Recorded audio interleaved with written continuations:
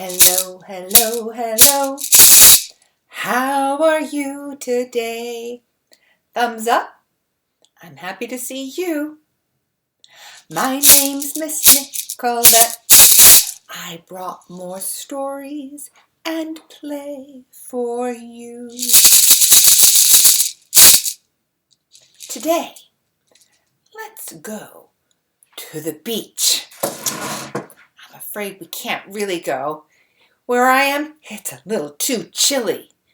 But let's think about going to the beach.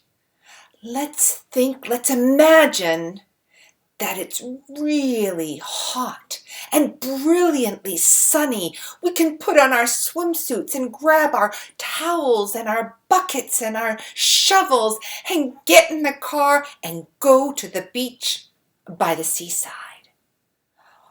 We get out, Mom and Dad lay everything out on the beach. What do you see in your imagination? What do you see now that we're at the beach? Oh, you see the sea, also called the ocean. The sea comes in waves, sometimes making white, foamy tops. You see the sand. Do you see the bright colors on your beach towel? What colors are they? Now, what do you hear at the beach? Oh, you hear the seagulls. Ah! Ah! They cry. They also steal your potato chips. You hear other people, maybe some radios. And when you're walking close to the ocean, you hear the waves. Ch, ch. Can you make that sound? Ch. My instrument that I use to say hello, it's good at making that sound.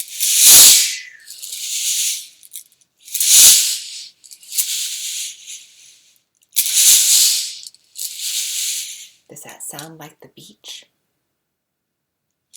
Oh, you are laying on your towel and your hands are off to the side. What do you feel? What do you touch? Oh, the sand. Do you like that feeling? Is it soft and warm? Or do you not like it when it gets in between your fingers and toes? Is it kind of itchy, kind of gritty? How about when you're in the water? Do you like to go in the water? Do you hold someone's hand and the waves come up and first they go up to your ankles and then up to your knees and then up to your legs and then up to your belly button? See, just thinking about it makes me stuck in my tummy. It is chilly. What do you smell at the beach? That smell of the sea is sort of like fish. Not often very nice. Fish and like the bad seaweed smell. Sometimes I smell fried dough when I go to the beach because there's trucks selling it. What do you taste when you're at the beach? Did your mom bring peanut butter and jelly sandwiches? Cookies? Maybe some of that fried dough, pizza, or ice cream. But let's go back to the water. The water came up to your belly button, and the next wave is coming, and it goes whoosh right over your face, and you get it in your mouth, and you're like, yummy. No, not yummy. Ugh, disgusting. Why does the seawater not taste good? It tastes salty. Now, there are great big lakes. And there are small ponds, and there are rushing rivers. And if you taste that water, it does not taste salty. Only the seawater is salty. I wonder, why is the sea salty? Here's a story. A long, long, long time ago, the sea was not salty. It was refreshing to taste.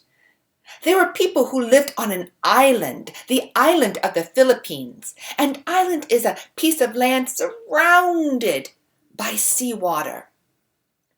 And the people on the island, they would drink the seawater. They would brush their teeth in the seawater. They loved the seawater to drink and to use with their eating. That's so good. But they had no salt. Sometimes we take salt from the seawater today, but no salt in the sea. They had no salt. That was bad. Do you like potato chips? They don't taste good without some salt on it. They taste like cardboard. Do you like chicken and rice? Even chicken and rice has a little bit of salt put in it. Do you like ice cream? What? There's no salt in ice cream. To make the ice cream, you have to put salt on the ice around the cream. So the people in the Philippines, they had no potato chips, no ice cream, and yucky tasting chicken and rice. They wanted some salt. Now there was another little island across the sea a little bit, and there were piles of white salt crystals on that island. Ooh, that's good. But on that island, there lived a giant. That's bad. But the people wanted that seawater the salt so badly, they called out, "Giant! Giant! We want some salt! Can you give us some salt?" Fortunately, it was a kind giant. "Sure, I like to share." If you're kind, you like to share. "I want to share my salt with you. Get in your rowboat and let's row over. Are you ready? Where are your arms? Let's row. Can you pull and pull? Row, row, row your boat gently across the sea. Merrily, merrily, merrily, merrily, life is but a dream." And they brought their sacks and they filled them right to the top with the salt. Now the bags were heavy. Can you help them lift the sacks? "Oh, you gotta be strong. Show me your muscles. Let's lift it up. And put it in the boats." Boom! And now it's harder to row back. Row. Row. Row your boat. Whew. They made it back, and they put a little bit of their salt in their cooking. Everything tasted better. The chicken and rice. They had potato chips now every day for lunch, and they learned how to make ice cream.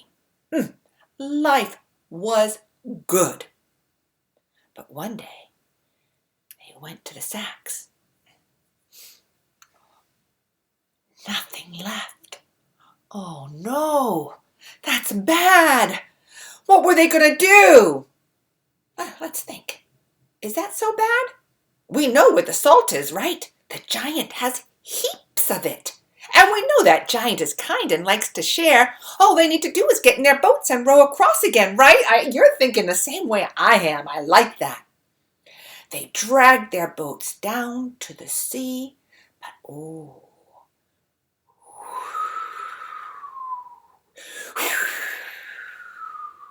a storm was gathering, and the waves were getting bigger and bigger. The sea was churning back and forth. Oh, they couldn't bring their rowboats in there. They would tip over. They would capsize. "Oh, giant, we need more salt. We can't row across." "No problem," said the giant. "Look at my leg. It is so long, I can stretch my leg all the way across to your beach, and then you can walk across it with your bags. What a good idea! They scrambled across the giant's leg that was like a bridge, and they filled their sacks up with salt. The giant then stretched his leg out again and put it on the beach. But he put his foot right on a pile of red ants. Those are the little biting kind. Oh, that's bad. And he tried to be patient as the people walked with their sacks. Remember, those bags are heavy and they couldn't walk very fast. It's like a huge backpack on their back.